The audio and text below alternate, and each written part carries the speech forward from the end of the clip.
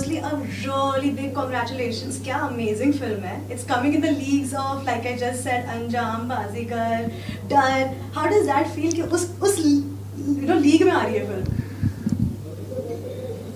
Honestly, this is just your kindness that you're using such monumental big films names. Thank you so much. बस उतना ही कहूँगा.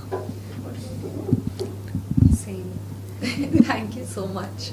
That means a lot. Very encouraging. But did you actually feel, I mean, be very honest, that did you think that this film would do so well? Honestly. जब कोई cricketer match खेलने जाता है तो कभी यही सोच के जाता है हमेशा कि हम जीतेंगे. रिजल्ट हमेशा अलग होता है. सो आई डोंट थिंक ऐसा कोई एक्टर या डायरेक्टर दुनिया में होगा जो ये सोच के जाता होगा कि ये नहीं चलेगी पिक्चर. तो एक्टर्स कन्विंस्ड होते हैं हर बार एंड रिजल्ट उनके और इनके हाथ में होता है. What did it take you to do this film? क्या conviction लगी आपको इस फिल्म में करने की? Next year बात this film. एक्चुअली नो, ऐसा मुझे कोई अपने आप को भी कन्विंस करने की ज़रूरत नहीं पड़ी. I love this genre. मुझे रोमांटिक फिल्म्स बहुत पसंद हैं जिसमें प्यार हो, दर्द हो, इमोशंस हो. वो मुझे पर्सनली मेरा आई थिंक फेवरेट जॉनरा है. तो उसमें मुझे काम करने का मौका मिला. And you know when I heard this story I remember I felt so many things. और मैं कनेक्ट कर पा रही थी. तो मुझे लगा कि ऑडियंस भी करेगी. तो मुझे कोई कन्विंसिंग की ज़रूरत थी नहीं. मेरे लिए ये एक बहुत ही अमेजिंग अपॉर्चुनिटी थी. And I am just so glad, I am happy that you know it came to me and I was in a position to say yes actually. So apart from the film, the other great thing about the film is the promotion part of it. It's very interesting. At a time when there's promotion, हम लोग digitalization way में देखते हैं, digital way में देखते हैं. You chose a very different path of connecting with people. How has that been for you guys? Harsh, that was your idea. बताओ.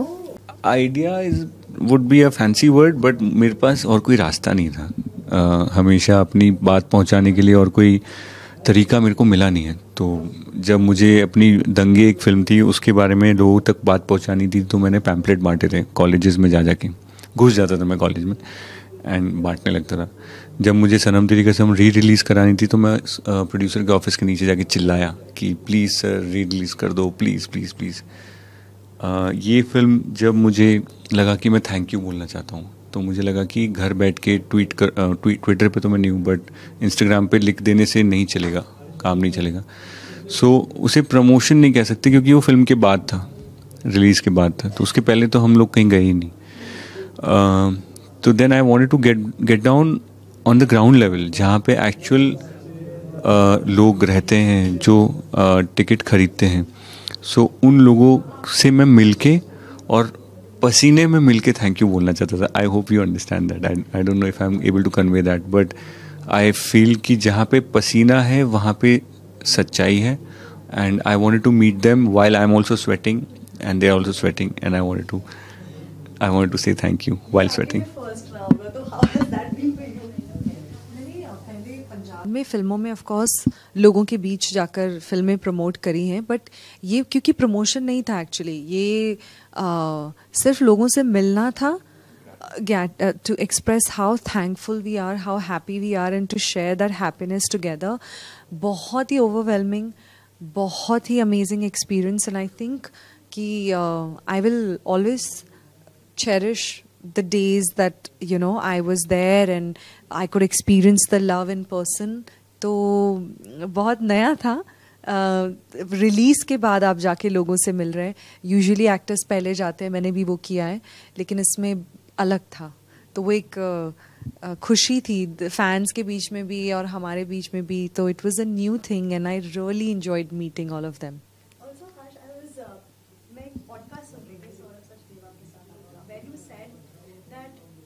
Correct me if I am wrong, मैं शायद गलत भी हो सकती हूँ. आपने जॉन एब्राहम को या पार्सल देने गए थे and you were sweating and all of that and suddenly there's like a whole full circle happening where you're promoting the film with him. How has that been?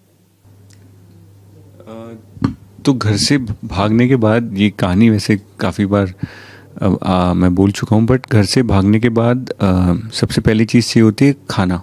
जिसके लिए चाहिए होते थोड़े पैसे, जिसके लिए चाहिए होती है सैलरी, जिसके लिए चाहिए होती है जॉब, तो ये सब नहीं था. So I was doing odd jobs जिसको बोलते हैं, मतलब छुट्टा काम, किसी ने कुछ काम दे दिया. तो उसमें से सबसे पहले शुरुआती में लोग सबसे इजीली आपको कोई काम चाहिए ना, तो वेटर का काम जल्दी मिलता है, उसमें कोई क्वालिफिकेशन नहीं चाहिए होती, टेबल बस आपको सर्व करनी होती. वो शुरू किया 10 रुपये पर डे और एक छोले चावल का प्लेट, ये मेरी सैलरी थी. फिर मैंने साइबर कैफ़े में रजिस्टर, मेरी हैंड राइटिंग थोड़ी ठीक है तो मेरे को ना रजिस्टर मेंटेन करने का काम जल्दी मिलता था एसटीडी बूथ में, और साइबर कैफ़े में मुझे 10 रुपये 20 रुपये पर डे पे काम मिला. 2002 की बात है. और 2004 में मैं डिलीवरी बॉय था, छुट्टा ही काम कर रहा था मैं. तो तब किसी ने मुझे एक हेलमेट डिलीवर करने का काम दिया यामाहा शोरूम से हायत रीजेंसी. तो जब मैं गया तो मुझे पता चला कि जिनके लिए है वो मिस्टर जॉन इब्राहिम. तो मुझे उनकी मैनेजर ने कहा कि वेट करने बोला है. तो मुझे लगा कुछ मेरे से गड़बड़ तो नहीं होगी, कोई स्क्रैच पैच तो नहीं आ गई, कुछ डांट पड़ने वाली है. तो फिर उतने में जॉन सर लॉबी में आए और वो गरम मसाला वाला टाइम था उनका, Dhoom Garam Masala. And I was feeling little awkward with the distance because I was sweating. तो वो ऑकवर्डनेस थी, मैंने ऐसे हेलमेट उनको दे दिया था और उन्होंने थैंक यू बोलने के लिए मुझे रुकाया था एक्चुअली. तो मुझे उस दिन मुझे it changed something in me कि okay this star can say thank you to a delivery boy. So there was a humanity lesson in 10 seconds. So that's how I met him. 2 साल पहले एक film मैंने करी जिसमें वो producer थे और मैं एक्टर था. And I still, when I look at him, he still tells me, Harsh, stop calling me sir. It's been 20 years. But मैं अभी भी उनको वैसे ही देखता हूँ कि मेरे हाथ में हेलमेट है और वो जॉन इब्राहिम सामने खड़े हैं. So I am very grateful. God showed me these 20 years and I respect him more and more every year. जितना मैं और इंडस्ट्री के लोगों से मिलता हूँ सोनम, मुझे और समझ आता है कि इंसान सच में what a genuine human being is. तो उतना ज़्यादा मैं हर साल फ़ैन होता जा रहा हूँ. मुझे लगा था कि 20 साल में तो आप नॉर्मल हो जाओगे कि हाँ I know he is a good guy, but every year he surprises me with his real thought process. Also, both of you are like touching the highs of highs. You guys are such big stars. But कभी ऐसा like when you look back, कभी ऐसा लगता है कि हाँ I've made it up. ऐसी वाली feeling आई है. Both of you. You are doing like you're तो balancing 2 industries. नहीं, मुझे बिल्कुल भी, और ये मैं ऐसे कुछ जानबूझकर मॉडेस्ट होने की कोशिश नहीं कर रही हूँ. मुझे बिल्कुल भी नहीं लगता. मुझे तो ऐसा लगता है कि मुझे तो कितनी मेहनत करनी है. और अभी चाहे इवन मैं पंजाब की बात करूँ, I have done lot of films there, लेकिन before every film I am as excited and I am also nervous at the same time, and I'm trying to figure out that how to make this good, how to make this successful, how to make it better. और किसी भी I think पता नहीं लोगों को दिखने में जो भी लगता होगा, but I don't think so. I am very confident as a person when it's about you know my work. I always feel कुछ तो रह गया, अभी कुछ ये मतलब और कर सकती थी, ऐसा हो सकता था, वैसा हो सकता था, and I am always nervous.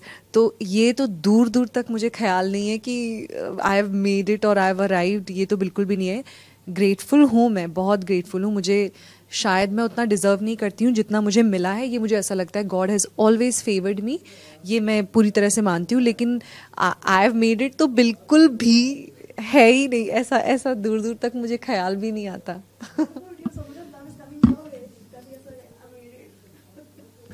मैं इतना समझदार नहीं हूँ सोनम की तरह. मुझे 2 बार लगा था इससे पहले कि आई मेड इट. दोनों बार मैं मुंह के बल गिरा हूँ. तो जब सनम तेरी कसम पहली बार आई थी तो मुझे लगा था वाओ, सब कहते हैं कि फिल्म आ गई है, हिंदी फिल्म आ गई है, Bollywood film, you made it. मैंने कहा अच्छा, तो अब तो लाइन लग जाएगी. तो बाद जब मैंने ऑलमोस्ट बेग करके प्लीड करके रिलीज़ करवाया फिल्म, तो जब वो उसकी 40-50 करोड़ रुपए की जब कमाई हुई तो मुझे लगा वाओ हो गया. तो फिर मुझे सुनाई दिया मार्केट में कि अरे ये तो तुक्का लग गया, हर्ष का लड़का अच्छा है. everyone said nice things about me in the industry. They were all warm to me, but वो business wise ना उन्होंने कहा ये तुक्का लग गया. तो सेकंड टाइम फिर मुंह के बल में गिर गया. जब वो तो आई मेड इट मेरी किस्मत में लिखा ही नहीं है. तो वो अब मुझे लगता है कि दीवानियत भी आई, आप लोगों ने फिर टिकट खरीद ली। एक ही साल में 2 बार लोगों ने मुझे कोशिश कराया कि मैं फील करूँ आई मेड इट, बट अब मैं इतना सीख चुका हूँ कि never to never say that word ever again. अब मुझे पता है कि अगला साल मेरा और भी अलग तरीके की दिक्कतें आएंगी, तो उसको हैंडल करने की मैं रोज़ कोशिश करता हूँ कि अपने आप को इतना सक्षम करूँ कि आगे जो इश्यूज़ आएंगे, जो अपहिल जो टास्क होगा मेरी लाइफ में, उनको मैं हैंडल कर सकूँ। Also, आप ये बोलना चाहूँगी कि people are actually tagging you as the next great romantic hero. मैं तो अपने घर की बात बता रही हूँ। President of Ashik community. नहीं, serious. That's such a soul line. I didn't make it. People made it. Please accept this. This is a beautiful title, President of Ashik community. Why would you not accept that? So does that come with a sense of validation, or does that tag actually add pressure to you?